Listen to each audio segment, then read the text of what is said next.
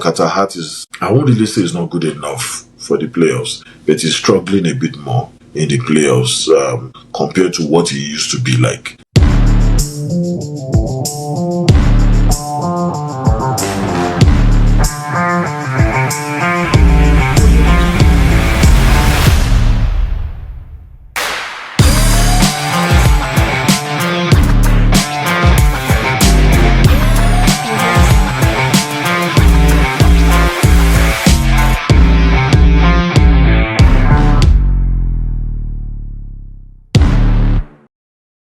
Hello, good evening. This is Taiwan Ojobi, your host on London Assist Maple Sports. You know we like to bring you unfiltered opinions, analysis, and some big love for Canadian hoops and ice. Thank you very much for staying with us across the years. We just like to say thank you for following us. And remember, we always say we try to cover some small space for smart hockey talk. So now I'm going to be talking about hockey. Hockey generally has been a bit different this time. This is the first time, in the last 3 years that we'll be having two different teams get to the final that are different from the last 2 years.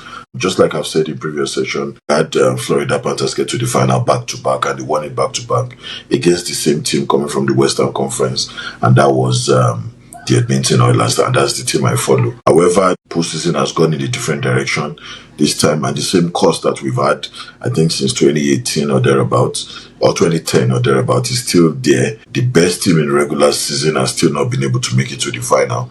Or even if they make it to the final, they may most likely not win the cup, and that has been on for a little above a decade. But so far, Colorado Avalanche have been, kicked out by the Vegas Knights. The Vegas Golden Knights is a very wonderful team, veteran team, wonderful guys, and they are playing with a lot of precision. Very well coached team. Don't forget to add that. The Vegas Golden Knights is a very well coached team. They know what they are talking about, they know what they are doing, and they are doing it at a very high level.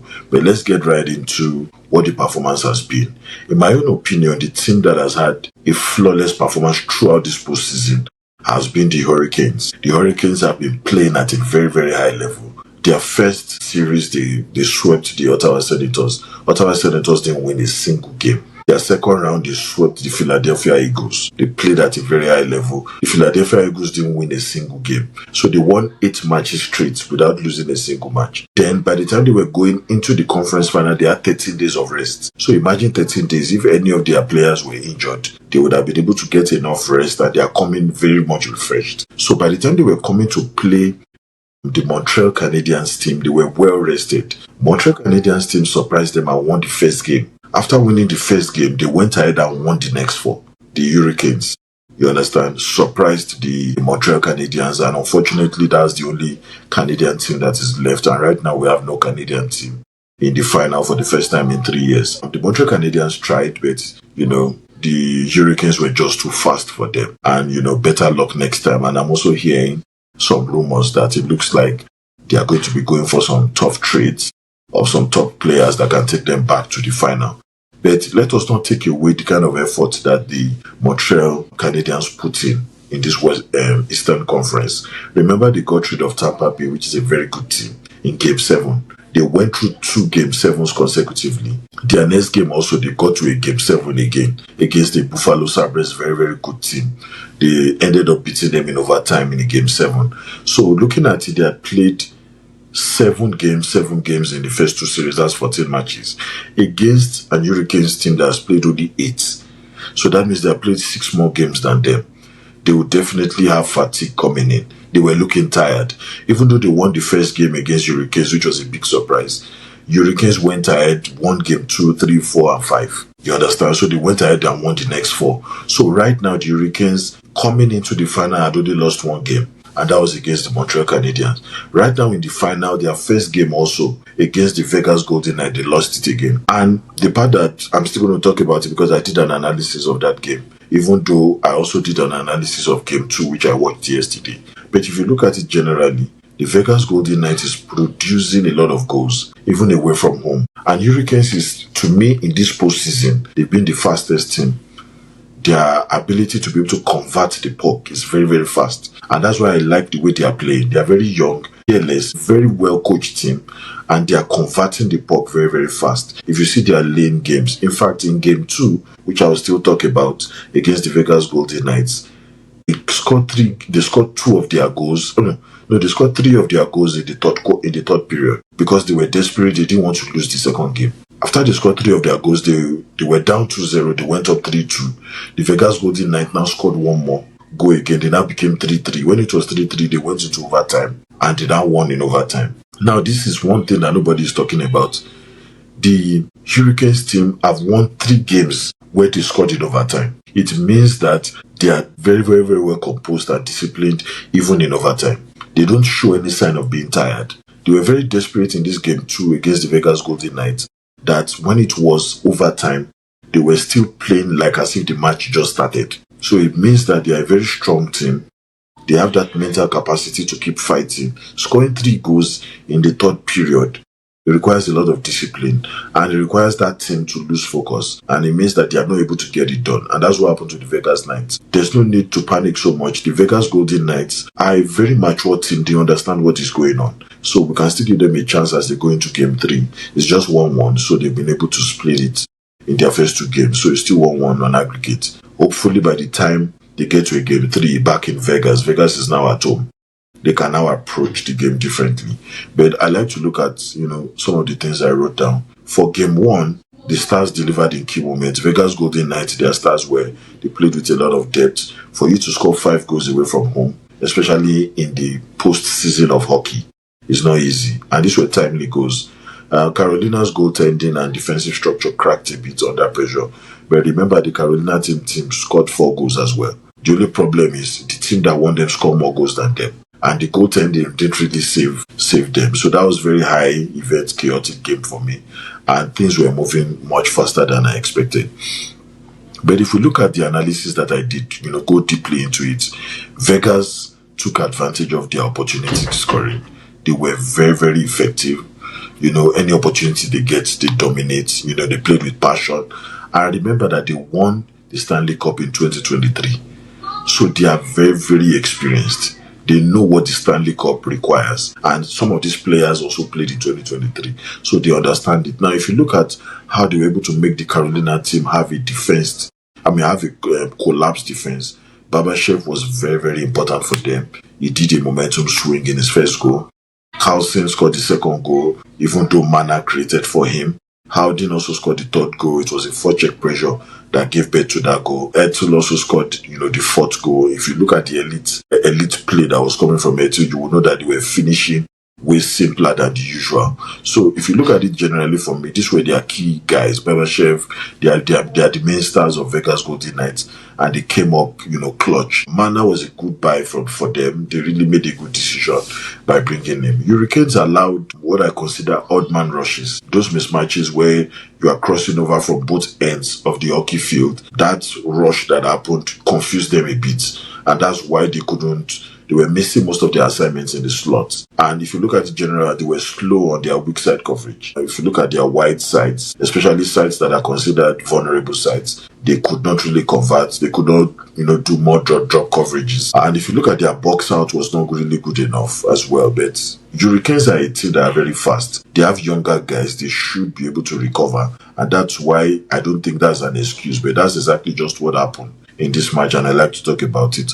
On the goaltending side, there was a bit of a gap. Anderson struggled a bit, but Arts just survived the plenty goals that were coming. Anderson was doing about 0.783 on SV percentage. He had 5 goals on 23 shots. He kind of looked very slow laterally for me. Then after a while, he was able to. His rebounds were messy. He was not getting rid of it well, and he was not tracking through traffic, and defenders were not helping him. So at the end of the day, you can see clearly that there are a lot of things Anderson needs to improve on. But Carter Hart was 0.862 on SV percentage, which means even though he didn't have a great night, but he was better off. There were some timely saves that came, and it helped the Vegas Kings to do so well. Even though I just put it as my conclusion that goaltending didn't win the game for Vegas. What happened is he lost the game for Carolina Hurricanes. Because the Carolina Hurricanes team, they play with a lot of zest. They were so aggressive. They really wanted it more. And they are also at home. So they need to at least, win their games at home before going away. Shea Theodore also did well. That was the best skater on the ice. He had 1 goal and 2 assists, and it was +3 while on the ice. And if you look at his turnover on ice, it was around 23-18. If you look at it generally, he controlled the breakouts. He created GWGs for me. He was really good. You understand? And his puck movement was also good as well. For me, he was really the best player so far, for game one. I just think it here as Norris caliber performance. I just like to put it there because the expectation was not there. Nobody expected him to perform at that level, but he just came in and really helped them. His goal was also one of the best goals, for that match. The Hurricanes, for me, their top players were uneven. Heho did not have any points. He had a quiet night. Svechnikov had no impact in the game at all. In game two, he tried a bit better, but game one, no impact at all. Jarvis, 0 points. Completely. Most of their goals were coming from, though they are good players, but not expected that. So 2 of their goals came from Ella. He scored twice early, but he disappeared after scoring those 2 goals. We didn't see him. Stahl also had a good goal, but later on, he just bent to pressure and he couldn't go. So for me, the Hurricanes, their stars did not perform up until Vegas' intensity. And that was, some of the things that affected them, even though they still scored enough goals to be able to survive, but it was really not enough. Vegas' depth was also an advantage. They showed up again. They got goals from Bebashev, Galsin, Audin, Etel, and Theodore. All these guys are their main guys. They call them the core 6 members of the team. So they were the ones that did a lot of the scoring, and that's what helped them. Carolina's goals came from Ella scoring 2 goals, Stahl scored, and Gotis Behe scored 1 as well. So if you look at it well, I put it as the Vegas Golden 6 players outplayed the Carolina's middle 6 active players.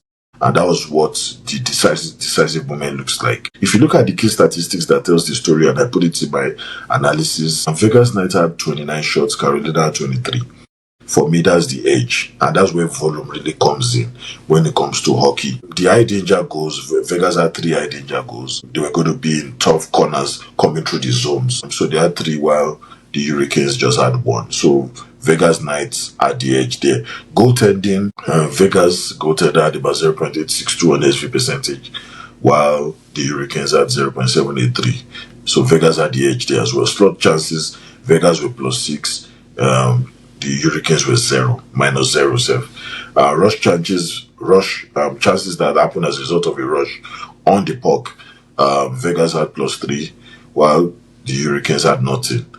Special team moments, it was quite even across both teams. So for me, if you look at game 1, the forecheck game was aggressive.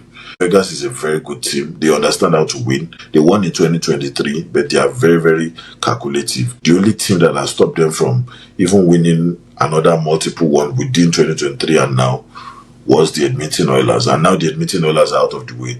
They are now in the final. So for me, they are a very, very good team. They know what it takes to, to make it count, put pressure on the other team and get it out of the way. The thing is, in their 2 games, they scored more than 4 goals. So it means that they will continue to score in this series. They know how to score against a very, very fast Hurricanes team. They just know how to do it. The Hurricanes had a defensive structure that collapsed under pressure. And for me, the reason why it collapsed under pressure is sometimes a team that is too fast, being too fast can work against them. Because what happens is mismatches are created very fast and you can miss your assignments. Your assignment is this player should take this player. But because you are too fast, if the player calms down, you go ahead and they're able to move on with the puck and take better decisions without you. So breakout was very, very sloppy for them, even though they are a fast team. Too many east-west passes in the neutral zone. And when you waste time in the neutral zone with passes from the east to the west, it means that at some point it looks like you are not taking decisions on time and teams will be able to just break out. And at the end of the day, you won't be able to take clear shots again. So top line players didn't generate enough momentum even in the neutral zone and sustain pressure against a very, very good Vegas team. So that's a good one. Carolina must tighten up immediately. They were lucky to get an overtime goal in game 2, which I will be going into now. And that's what helped them survive, and they're able to still get away with at least 1 win while playing in Carolina. In game 2, I did my analysis a bit differently to be able to look at what were the improvements that happened, because some of these feedbacks forms a major part of analytics that teams look at, and they're able to take 1 or 2 from them, make those adjustments, and go into the next game. Mitch Marner was very, very outstanding, and a lot of pundits are saying that it was a good buy for them, and he has really improved and taken the team back to the final with his performance. You will not see his name on the score sheet, but he's putting a lot of efforts to help the team, put in, as many numbers as possible. But they were able to, put in as much they can do, in the game 2, but they were not able to win because of the overtime game. And remember, they were leading 2-0 at the end of the second period. In the third period, I just saw 3-3. That's when I knew that, man, this is a war, because Hurricanes need to win this game. But I'm going to start from where I started my analysis. Vegas controlled this game for 40 minutes. Game 2. It was a different Vegas team. They scored in first period, scored in second period. The Hurricanes couldn't find the net. So it was a different ball game. The Vegas team was very, very aggressive. Carolina's forecheck, special teams, bench management, they all flipped. It was just in the third period that they now got it together and they were able to challenge the right way. The Hurricanes exposed Vegas' defensive fatigue, because remember, Vegas has not really had any sweep apart from the Western Conference Final against a very, very good Colorado team. And even the Colorado team, they suffered against that team because it took a lot for them to defeat the only team that had wonderful performance in regular season with over 50 wins in a tough NHL of these days. For you to have over 50 wins means that you're a very, very good team. And I think they even had less than 20 losses, throughout the entire season. I don't think they lost up to 20 games. So they were very, very, the Colorado Avalanche were very invisible during regular season. But this same Vegas team defeated them and they could not win a single game against Vegas. So Vegas dictated pace for me. They took over completely for 40 minutes. They were strong in the neutral zone.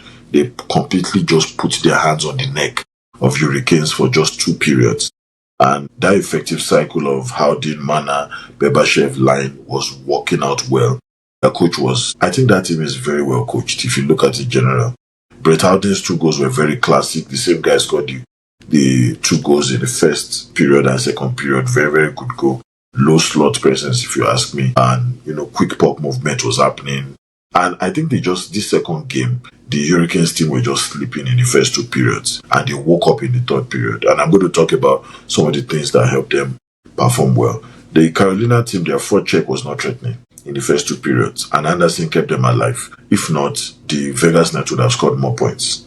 They would have scored more goals within the first 2 periods. And that's how the game would have collapsed. In the third period, the Hurricanes flipped the ice. As in, it was a different team I saw in the third period. I was like, every loose ball was important. Every loose ball, their forecheck game, everything just went up. They were aggressive. They now went back to a formation of 2-1-2 forecheck. Yeah, that was what was going to help them, to that formation, 2-1-2 forecheck. So by the time they went on 2-1-2 forecheck, they were pinching defensemen, Slavin, Miller, and Walker. And they were making every player within the Vegas Knights very, very, very frustrated. So they had shorter forward shifts. They were increasing their pace. They were turning over on exits. If you look at the way it was going, it was clear that they really needed it more than any other person. They didn't want to lose 2 games in a row being at home.